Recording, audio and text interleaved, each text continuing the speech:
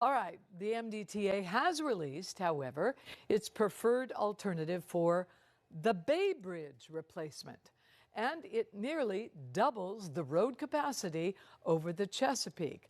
We're joined by Daniel Zwodny from our media partner, the Baltimore Banner, who's just written an article on these proposals. All right, so at one time there were 6 different proposals or configurations.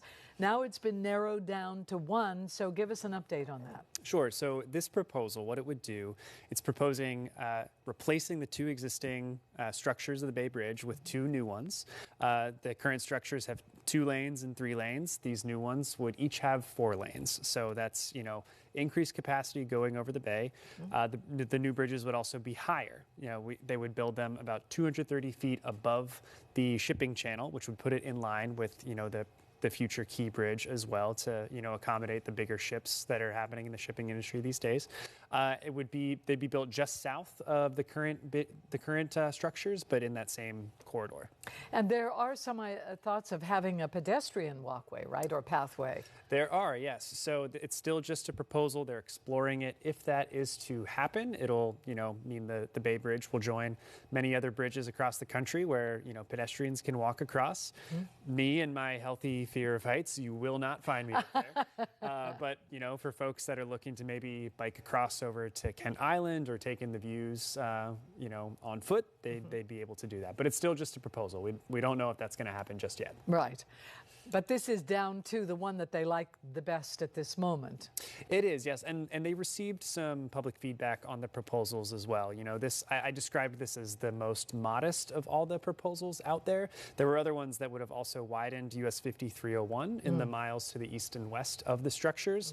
That did receive some pushback from residents, especially on Kent Island, who didn't want to see those roads get widened and bring even more cars in. So those will stay the same, but they're going to be adding capacity on the bridges themselves.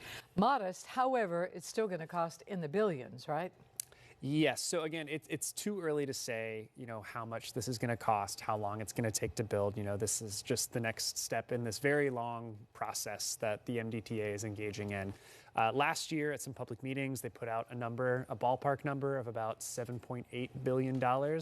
With a B, that's a lot of money, but it still is going to be probably another year before they can even start designing this thing. And so they don't even know what kind of bridge they're going to build yet. And so once they make those determinations, then we'll get a better idea of cost.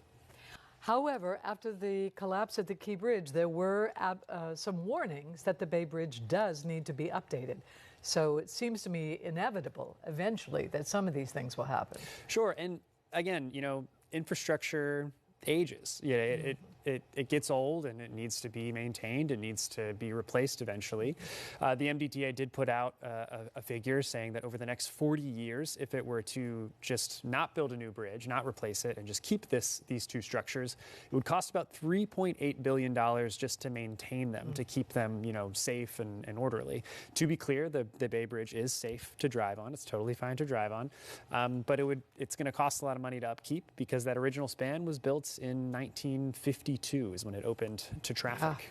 And as we know and have learned, the ships are getting bigger, taller, and we want the port to be vibrant. So and along those lines, right, especially since the Key Bridge, the future Bay Bridge, the MDTA is committing to build it to current standards as far as pier protection goes. That was a big discussion around the Key Bridge. And part of what's really driving the cost in the new proposals for the Key Bridge is paying for all the protections around the piers to protect them from ship strikes. So that would also be included in the future Bay Bridge. All right. Good. If you'd like to read Dan's article, which is really interesting, and other independent reporting from our media partner, the Baltimore Banner, just head to thebaltimorebanner.com.